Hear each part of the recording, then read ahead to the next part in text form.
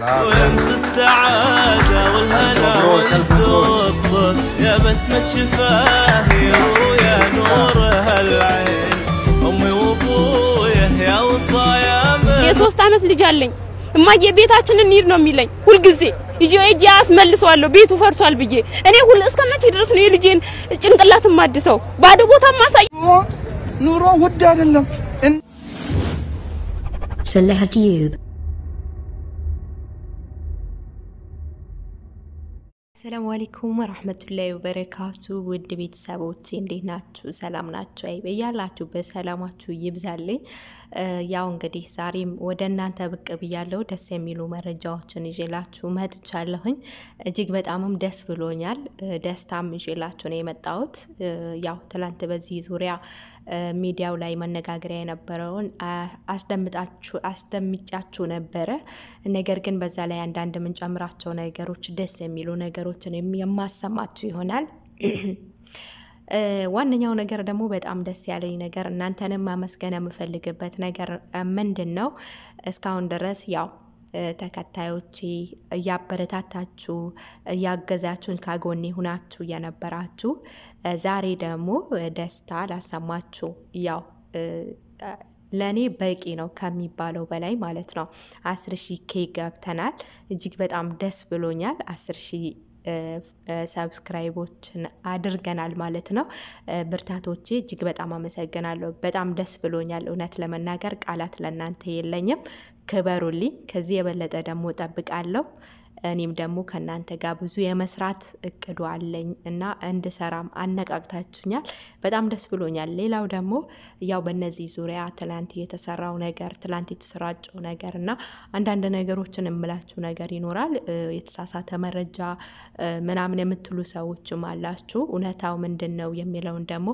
አሁን አብራራላችኋለሁ ምንድነው እውነታው ያው ልጅቷ ባንግላዴሽ እናት እሱም ባንግላዴሽ ነው ነገር ግን እሱ አብሮ የሚሰራው ይሄ ከፊት ለፊት የምታዩት አጠገቡ ያለው አሰሪው ነው በሚያገባው አይነት እንዴት ማግባት እንዳለበት እንዴት እንደሚፈልግ ፍላጎቱን ለሰውየው የነገረው ነበር ከዛ በኋላ ደግሞ ያንን ፍላጎቱ ደግሞ ሰውየው አሳክቶለት በሳውዲ አረቢያ ባህል እንግዲህ ልጁን ድሮታል ማለት ነው በተለይ ደግሞ ደስ የሚለው ነገር ቤተሰብ አምጥቶ አባቱን እናቱን አጠገቡ ላይ አድርጎ ድሮታል ማለት ነው እጅግ በጣም ደስ በሚል በጣም በርካታ ሰዎች አጅቦት በደንብ ያው ሳውዲ የሚሰራው ምንድነው ለሰርግ እና ከሳውዲ የማይተናነስ ነገር አድርጎ ነው እንግዲህ ልጁን ያዳረው ማለት ነው እውነት በጣም ደስ ይላል ከሚባለው በላይ ደስ ይላል ሳውዲዎች ብዙ ጊዜ መልካም ነገር ላይ ይውላሉ መልካም ነገር ላይ ያደርጋሉ ከዚህ ቀደም የምታስታውሱ ከሆነ አንድ ኢትዮጵያዊ ከሌላ ሀገር ዜጋ ጋር ተጋጭተው አጋጣሚ ያው በተነሳው ጸብ ልጁ ሙቶ ነበር ማለት ነው የሌላ ሀገር ልጅ ያው የኛው ኢትዮጵያ ደግሞ ምንድነው የሚደረግበት የሞት ፍርድ ነው የተፈረደበት ከዛ እንዳጋጣሚ ሆኖ ሰውየው ይሰማና ይሄ ልጅ ሊገደል ነው ምናምን የሚለው ነገር ከዚህ ቀደም ቪዲዮ ሰርቻለሁ ወደታች ወርዳችሁ ማዳመጥ ትችላላችሁና ሀተታ እንዳላበዛባችሁ አጠራርጌና ያንን ልጅ ደግሞ ካላ በታች ከህይወት አድኖታል ምንድነው ለዛ ለማች ቤተሰብ ገንዘቡን ከፍሎ እሱ ደግሞ ምንድነው ያደረገው ልጁ እንዲዲን አድርጎታል ማለት ነው አሁን ግን ሀገር ገብቶ ከቤተሰቦቹ ጋር ይኖራልና ይሄም አንድ መልካም ነገር ነው ሁለተኛ ነገር ደግሞ እንደምታዩት እንደ ቤተሰብ እንደ አባቱን አምጥቶታል ግን እንደ አባቱ ነው በቃ እንደሚመለከተው ነገር የሚያስፈልገው ነገር ሁሉ አድርጎ ይሄን ያህል መዳር እንደዚህ ማድረግ ደግሞ እጅግ በጣም ደስ የሚል ነው እውነት ለመናገር ባንግላዴሾቹ ማለት ነው በደስታ እየፈነጠዙ ነው ያሉት በቃ ሳውዲዎችን ያመሰገኑ በጣም ደስ ብሏቸው የሀገራችንን ዜጋ በዚህ ሁኔታ ዳራለን ብለው በጣም ከሚባለው በላይ ደስ ብሏቸዋል እስኪ ከዛ ውስጥ አንድ ላሰማችሁና ከዛ ተመልሰን የምንገናኝ ይሆናል সৌদি আরবের মেয়েকে বিয়ে করলেন আমাদের বাংলাদেশি প্রবাসী জহির ভাই আনা সৌদি ফোক ফোক আনা সৌদি ফোক ফোক বিয়ের পরে তার শ্বশুর আব্বাকে কিভাবে সালাম দোয়া করতেছে দেখুন মাথায় চুমু দিচ্ছে আর বাংলাদেশের রীতি অনুযায়ী জামাই শ্বশুরের কিন্তু পায়ে ধরে সালাম করতে হয় তো ভিডিওটা পুরো দেখতে থাকুন আসসালামু আলাইকুম নিয়ম মজুদ বাবা عليكم السلام يا زهير. هذا جارنا طال عمرك الحبيب، والليلة عشاء عندي وقاموا بحفل الزواج.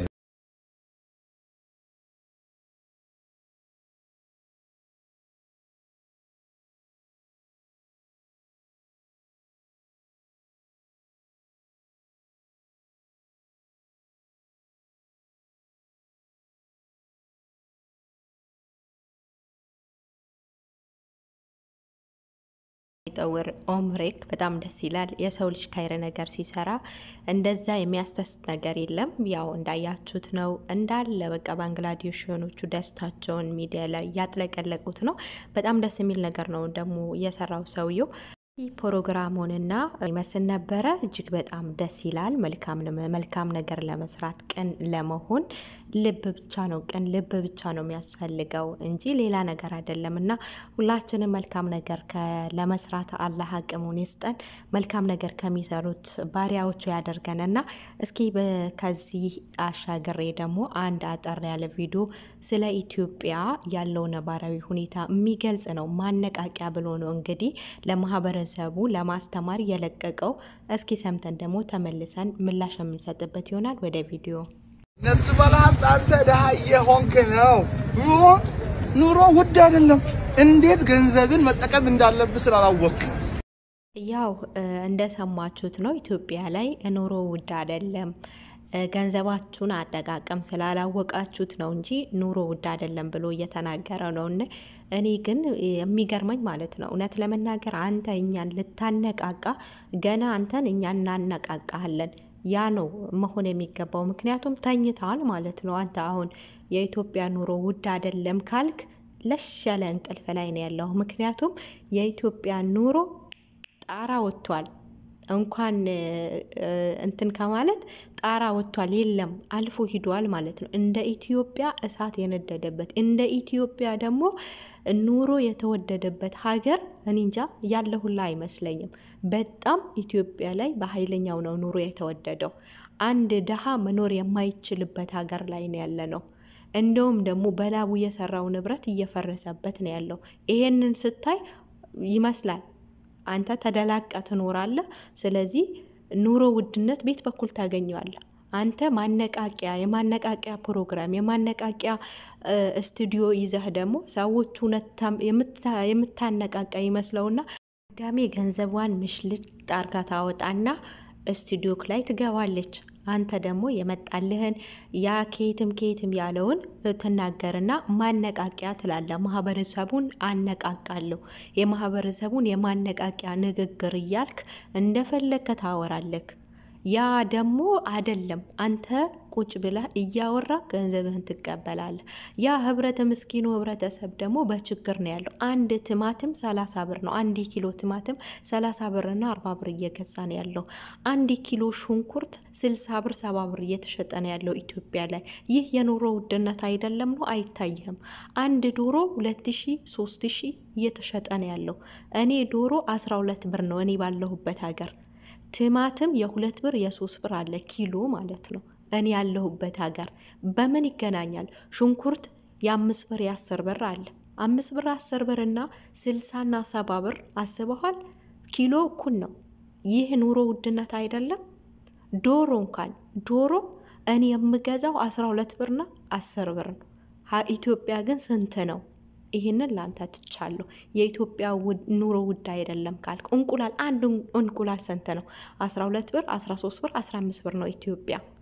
እኔ ግን ሙሉ ካርቶኑን 20 እና 30 ፍሬ የሚይዘው እንቁላል በ15 ብር ነው የሚገዛው፣ ወይም ከ15 እስከ 20 ብር ነው ባለሁበት ሀገር ነው እየተናገርኩ ያለሁትና ኢትዮጵያ እንዴት ነው ኑሮ ውድ ያልሆነው? እንደ ኢትዮጵያ ኑሮ ጣራ የወጣበት ሀገር የት ነው? እንደ ኢትዮጵያ ደግሞ እኔ እንጃ እንደ በደል ያለበት ሀገር ኢትዮጵያ ኑሮ ውድ የሆነበት ሀገር ኢትዮጵያ ምስኪኖች የሚበደሉበት ሀገር ኢትዮጵያ የእውነት በጣም እኔ ስለ ኢትዮጵያ ያለኝ ፍቅር ሁሉ እየቀነሰ ነው ያለውበት ሀገር ምናል ለዜግነት ቢሰጠኝና በተቀመጥኩ እስከምል ድረስ ማለት ነው አሁን ደግሞ በምስኪኖቹ ህዝብ ላይ በምስኪኑ ማህበረሰብ ላይ የሚደረገው ነገር ሳይ ደግሞ ኢትዮጵያ እጅግ በጣም እያስጠላኝ ነው የመጣው ምክንያቱም አፈርደች አፈርድም ይበልቶ ሰርቶ የገነባውን ቤት እንደ ቀላል ግሬደር ገዝቶ የምስኪኑን ቤት ማፍረስ ማፈናቀል ሜዳ ላይ መጣል ለጅብ ልጆቹን አውጥቶ መጣል እንደ ኢትዮጵያ አሰቃቂ ነገር የሚሰራ ሰው እንደ ኢትዮጵያ ኑሮ ውድ የሆነበት ሀገር የት ነው ለማንኛውም ጥያቄው ለእናንተ ነው እና የምስኪኑን ማህበረሰብ አባካችሁ ቤታቸውን እንዳታፈርሱባቸው ለማለት ወዳለው በዚህ አጋጣሚ ወደ ቤተሰቦቼ እስኪ ያጠር ያለች ቪዲዮ አለች ላሰማችሁና ተመልሼ እመጣለሁ የ3 አመት ልጅ አለኝ እማዬ ቤታችንን እንሂድ ነው የሚለኝ ሁሉ ጊዜ ይጄ አስመልሰዋለሁ ቤቱ ፈርሷል ብዬ እኔ ሁሉ እስከመቼ ድረስ ነው የልጄን ጭንቅላት ማድሰው ባዶ ቦታ ማሳየው ለልጄ እስከ ስንት ቀን ነው ለምን እንደዚህ ይሆናል እኛ ኢትዮጵያ አይደለንም እንዴ 5 አመት አረብ ሀገር ተሰቃይቼ ነው ያመጣሁት በነፃ አይደለም ውርስ አይደለም ሰርቄ አይደለም 5 አመት ሳውዲ 3 አመት ደግሞ ቤሩት ፈግቼ ነው ያመጣሁት ለምንድን ነው እኛ ውጪ ተመልሰን መውጣትና መስራት አለብን ከሀገራችን ስንገባ አገሬ ውጪ እንደሆነ ነው ማውቀው አሁን እኔ ሳውዲ አንድ ቀን እንደዚህ አይነት ነገር በሰው ላይ ስታደርግ አይቻላቅም እንኳን ኢትዮጵያ ማለት ነው ተሰዳጆቹን የምትቀበል ሀገር እና አብይ ለምንድን ነው የኛን ብሶት መጥቶ ማያየው ለምንድን ነው የኛን ውድቀት የሚፈልጉት ለምንድን ነው እኛ ኢትዮጵያውያን አይደለም በዶዘር ማፍረስ ይቅርና ያሳደከው እንስሳ እንኳን ሲሞትብህ ምን ያህል እንደምታለቅስ አንተ ታውቃለህ እኔ ግን ሰው ሀገር ተንከራትቼ መጥቼ በ7 ቀን ውስጥ ሳይፈርሱ አይምሮ የራሱ ልክ አይደለም ለምንድን ነው በሰው ሀገር ሄደን ሸርሙጣ እናንተ ሀገር የሌላችሁ ተብለን ተሰድበን እንመጣለን እዚህ ደግሞ በዶዘር ይፈርስብናል እሺ የት እንሂድኛ ሰው አይደለንም ዜጋ አይደለንም እና እኛ ምንም የምንናገረው ነገር የለም እግዚአብሔር ብቻ ሰላሙን ይስጣችሁ ሌላ ምንም ማለት Salahatube